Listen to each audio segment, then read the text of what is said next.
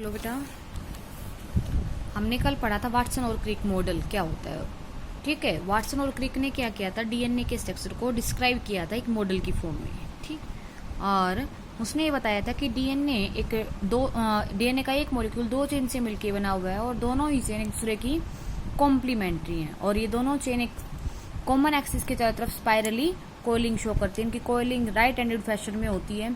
इनका जो एक कोयल कंप्लीट होता है उसकी हाइट होती है 34 एंगस्ट्रॉन और 3.4 नैनोमीटर। 34 एंगस्ट्रॉन और 3.4 नैनोमीटर। इसके अंदर जो डीएनए का स्ट्रक्चर है, इसके अंदर स्पाइरल जब करता है तो दो ग्रुप बनते, एक मेजर ग्रुप और एक माइनर ग्रुप। मेजर ग्रुप की साइज होता है, डायमीटर होता है 22 एंगस्ट्रॉन और जो माइनर ग्रुप होती है उसका डायमीटर होता है 12 एंगस्ट्रॉन। और एक जो हेलिकल पिच है, मतलब एक जो स्पाइरल है, एक जब स्पाइरल जब कंप्लीट होता है तो उसमें 10 बेस पेयर आते हैं और दो बेस पेयर के बीच में डिस्टेंस होती है 0.34 नैनोमीटर या 3.4 एंगस्ट्रॉन।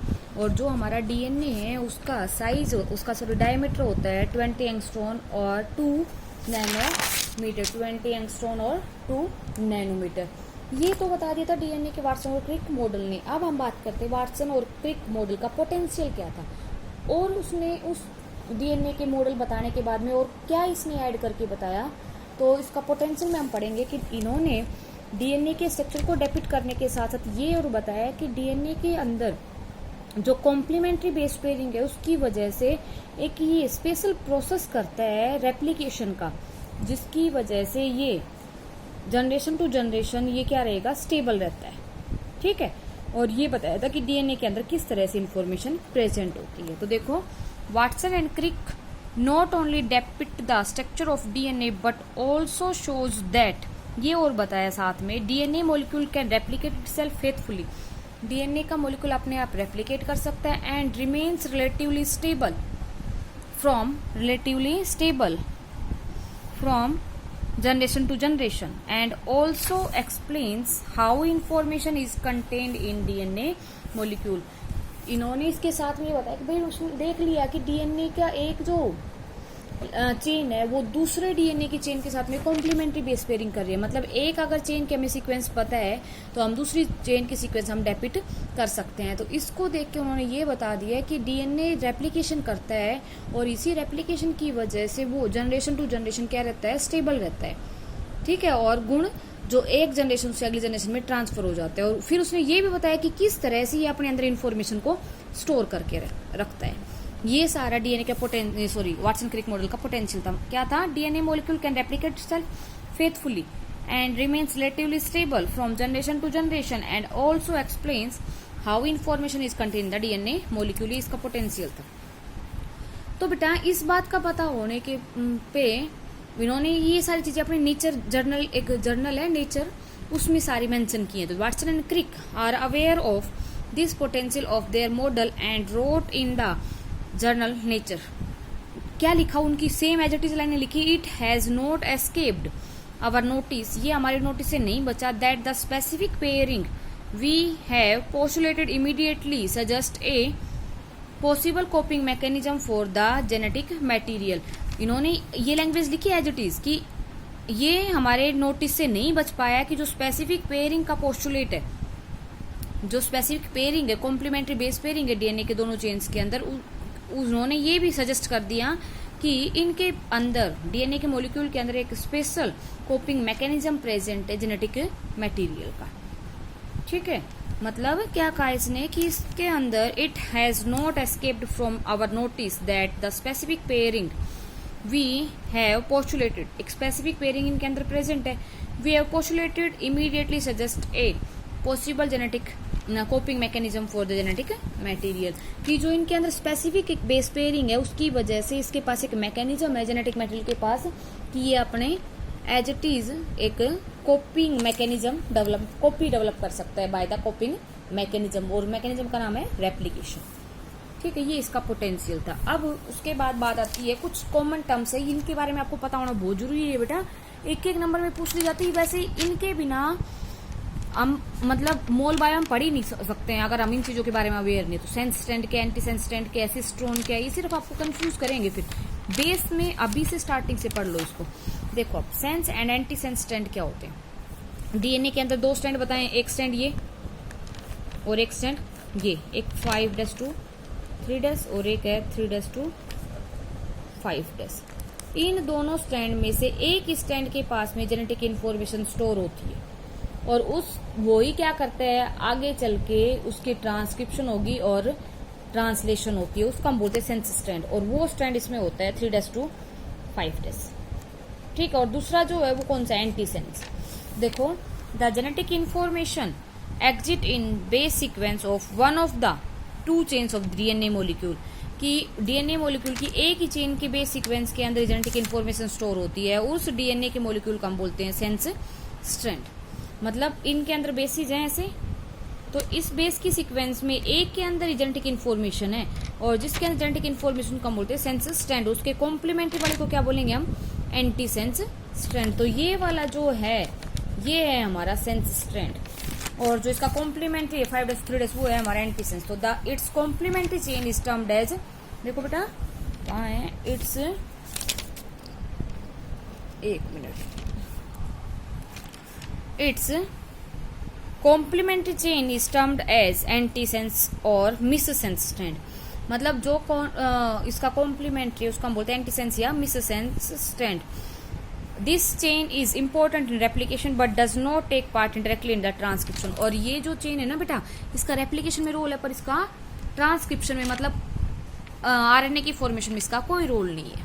ठीक, ये है सेंस और एंटी सेंस स्ट्रैंड। कोई कंफ्यूज होने की जरूरत नहीं है। जो सेंस, जो मतलब जो इसके पास इन्फॉर्मेशन है वो सेंस है, जिसके पास इन्फॉर्मेशन नहीं वो क्या है, एंटी सेंस।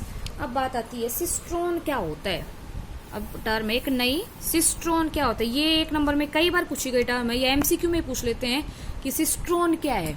तो सिस्ट्रोन होता है बेटा, ये सेंस स्ट्रैंड का पार्ट है, मतलब एक स्ट्रैंड है 3' to 5' सेंस स्ट्रैंड है, इसके अंदर वो पार्ट डीएनए का जो पॉलीपेप्टाइड के लिए कोड करता है। किसके लिए कोड करता है, पॉलीपेप्टाइड के लिए, उस पार्ट को हम बोलेंगे सिस्ट्रोन। क्या बोलेंगे, cistron. The part of sense strand that codes for polypeptide is called cistron. Sense strand का वो पार्ट जो पॉलीपेप्टाइड के लिए कोड करता है उसको हम बोलते हैं cistron. Each cistron consist of many codons. इसके अंदर बहुत सारे कोडोन होते हैं। कोडोन क्या होते हैं, जैसे बेटा ये है एक स्ट्रैंड, इसके अंदर नाइट्रोजनस बेसिस होते हैं जगह जगह पे। तो ये 3 नाइट्रोजनस बेस का पेयर क्या बना देता है, एक कोडोन। क्या बनाता है, एक कोडोन।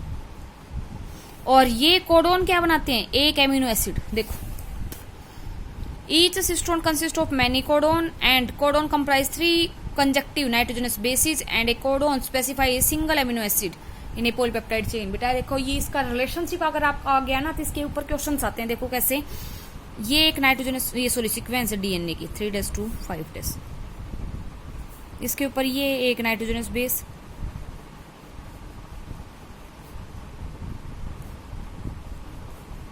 ओहो देखो ये इसका कॉम्प्लीमेंट्री आप लिख सकते हैं।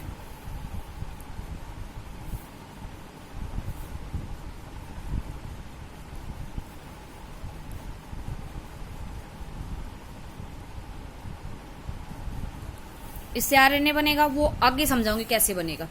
तो बेटा इससे जो आरएनए बनता है ना वो बनता है, मैं अभी ऐसे लिख रही हूं तो मैं समझाऊंगी इसके बारे में बाद में। ये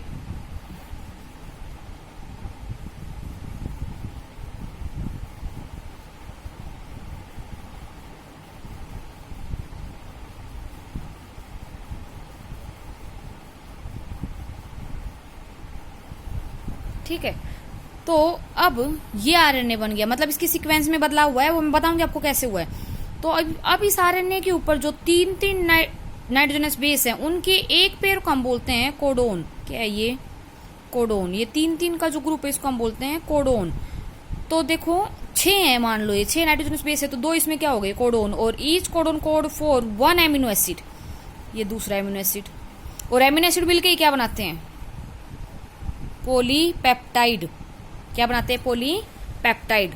तो सिस्ट्रोन क्या है, सेंस स्ट्रैंड का वो पार्ट जिसके अंदर क्या है होते हैं पॉलीपेप्टाइड बनते हैं उसका हम बोलेंगे सिस्टोन। और हर सिस्टोन के अंदर बहुत सारे कोडोन होते हैं और हर कोडोन क्या करता है, 3 नाइट्रोजनस बेस का बना होता है। और वो एक जो कोडोन है वो एक एमिनो एसिड के लिए कोड करता है। अब एक कोई एग्जांपल बताती हूँ। एक डीएनए का मॉलिक्यूल है, उसके अंदर 100 बेस पेयर है, उसकी लेंथ है 100 बेस पेयर। डीएनए आरएनए में कितना रहेगा, 100 है तो 100 ही बनेंगे। पर इसमें बेटा डीएनए डबल स्टैंडर्ड होता है, आरएनए क्या होता है, सिंगल स्टैंडर्ड। तो ये क्या है, स्टैंडर्ड न्यूक्लियोटाइड। भाई ये तो 2 हैं तो इसको बोल देंगे हम पेयर, और अगर एक रहेगा उसको हम बोलेंगे न्यूक्लियोटाइड। तो ये आरएनए हो गया। अब इससे पूछ लें कि आपसे एमिनो एसिड कितने बनेंगे, तो 3 से बनता है 1, तो 100 से कितने बनेंगे, 100/3, तो कितने हो गए, 33 एमिनो एसिड बन जाएंगे। ऐसे ही मान लो 500 बेस पेयर हैं तो डीएनए में, और 500 क्या हो गए न्यूक्लियोटाइड आरएनए में, और 500 को 3 से गुणा कर दो, ना सॉरी भाग कर दो, ये कितने आ जाएंगे, 5 है बेटा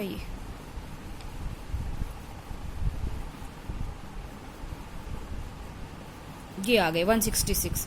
और ये एमिनो एसिड मतलब 3 का ग्रुप क्या बनाता है, एक एमिनो एसिड बनाता है। 3 नाइट्रोजनस बेस मिलके बनाते हैं एक एमिनो एसिड। तो इसकी प्रैक्टिस करना, और नहीं समझ आया तो मेरे से डाउट पूछ लेना आप। आज के लिए इतना ही बेटा, थैंक यू।